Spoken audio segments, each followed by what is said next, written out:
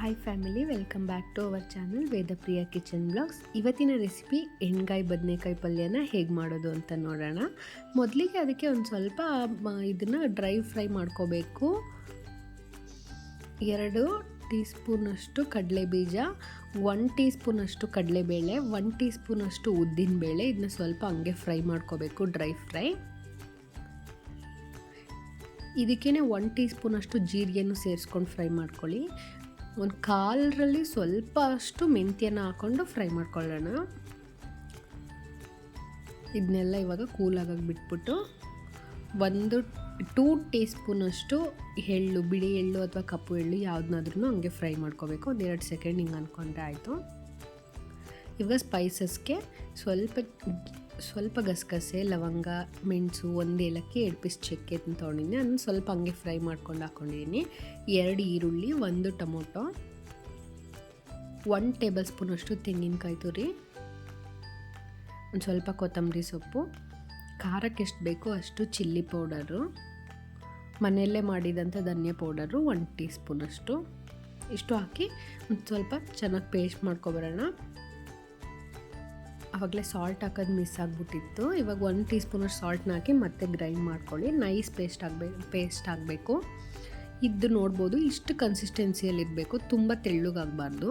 ಇವಾಗ ನಾನೊಂದು ಅರ್ಧ kg ಬದನೆಕಾಯಿನ ಹಿಂಗೆ 4 ಪೀಸ್ ಮಾಡಿಕೊಂಡು ನೀರಲ್ಲಿ ಹಾಕಿ ಇಟ್ಕೊಂಡಿದ್ದೀನಿ. ಇನ್ನೂ ಸ್ವಲ್ಪ ಚಿಕ್ಕ ಸೈಜ್ ಆದರೆ ಇನ್ನೂ ಚೆನ್ನಾಗಿರುತ್ತೆ. ನನಗೆ ಅಷ್ಟು ಚಿಕ್ಕ ಸೈಜ್ ಸಿಗಲಿಲ್ಲ. ಇವಾಗ ಇದಕ್ಕೆ ಸ್ಟಫಿಂಗ್ ಮಾಡೋಣ.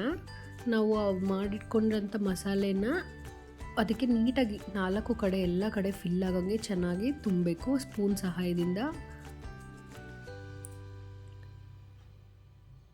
ಹಿಂಗೆ ಎಲ್ಲ ಬದನೆಕಾಯಿನೂ ಸ್ಟಫಿಂಗ್ ಮಾಡಿ ಎತ್ತಿಟ್ಕೊಳ್ಳಿ. ಇದು ಎಣ್ಗಾಯಿ ಬದನೆಕಾಯಿ ಆಗಿರೋದ್ರಿಂದ ಸ್ವಲ್ಪ ಆಯಿಲ್ ಜಾಸ್ತಿನೇ ಬೇಕು. ಒಂದು ಕುಕ್ಕರ್ನ ಇಟ್ಟು ಅದಕ್ಕೆ 4 ಟೇಬಲ್ ಸ್ಪೂನಷ್ಟು ಕುಕ್ಕಿಂಗ್ ಆಯಿಲ್ನ ಸೇರಿಸ್ಕೊಳ್ಳಿ. ಅಲ್ಲಿ ಮಿಸ್ ಆಗಿದೆ, 4 ಟೇಬಲ್ ಸ್ಪೂನಷ್ಟು ಕುಕ್ಕಿಂಗ್ ಆಯಿಲ್ನ ಹಾಕಿ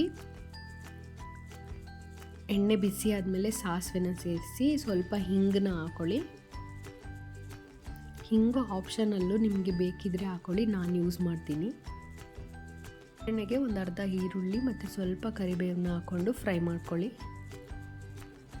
ಈರುಳ್ಳಿ ಎಲ್ಲ ಚೆನ್ನಾಗಿ ಫ್ರೈ ಆದಮೇಲೆ ಸ್ಟಫಿಂಗ್ ಮಾಡಿದಂಥ ಅರ್ಧ kg ಬದನೆಕಾಯಿನ ಅದಕ್ಕೆ ಸೇರಿಸ್ಕೋಬೇಕು.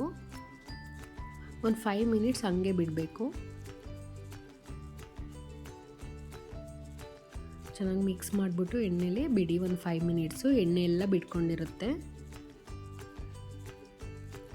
ಇನ್ನು ಯಾರೆಲ್ಲ ನನ್ನ ಚಾನಲ್ನ ಸಬ್ಸ್ಕ್ರೈಬ್ ಮಾಡಿಲ್ಲ, ಪ್ಲೀಸ್ ಎಲ್ಲರೂ ನನ್ನ ಚಾನಲ್ನ ಸಬ್ಸ್ಕ್ರೈಬ್ ಮಾಡಿ ಫುಲ್ ವಿಡಿಯೋನ ನೋಡಿ ನಂಗೆ ಹೀಗೆ ಸಪೋರ್ಟ್ ಮಾಡಿ. ಇವಾಗ ನೋಡ್ಬೋದು, ಎಣ್ಣೆ ಎಲ್ಲ ಬಿಟ್ಕೊಂಡಿದೆ ಮಸಾಲೆಯಲ್ಲಿ. ಮಿಕ್ಕಿದಂಥ ಮಸಾಲೆನೆಲ್ಲ ಸೇರಿಸ್ಕೊಂಬಿಟ್ಟು ನಮ್ಗೆ ಯಾವ ಕನ್ಸಿಸ್ಟೆನ್ಸಿ ಬೇಕೋ ಆ ಕನ್ಸಿಸ್ಟೆನ್ಸಿಯಲ್ಲಿ ನೀರನ್ನ ಹಾಕ್ಕೊಳ್ಳಿ. ರುಚಿಗೆ ಇವಾಗ ಉಪ್ಪು ಕಮ್ಮಿ ಆಗಿರೋ ಎಷ್ಟು ಬೇಕೋ ಅಷ್ಟನ್ನ ನೋಡಿ ಹಾಕ್ಕೊಂಡು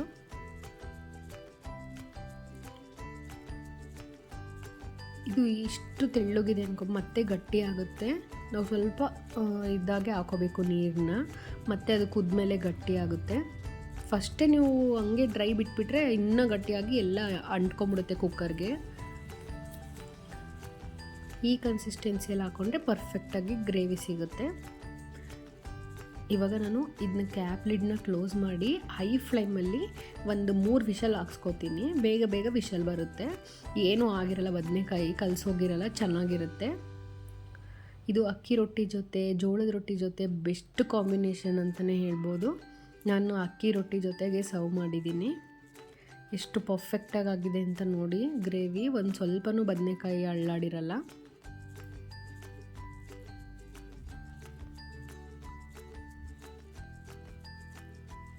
ಇವಾಗ ರೆಡಿಯಾಗಿದೆ. ಮಸಾಲೆ ಎಲ್ಲ ಪರ್ಫೆಕ್ಟಾಗಿ ಒಳಗೆಲ್ಲ ಸೇರಿಕೊಂಡು ಇವಾಗ ಸರ್ವ್ ಮಾಡಿ. ಹೀಗೆ ನನ್ನ ಚಾನಲ್ನ ಸಪೋರ್ಟ್ ಮಾಡ್ತಾಯಿರಿ. Thank you for watching.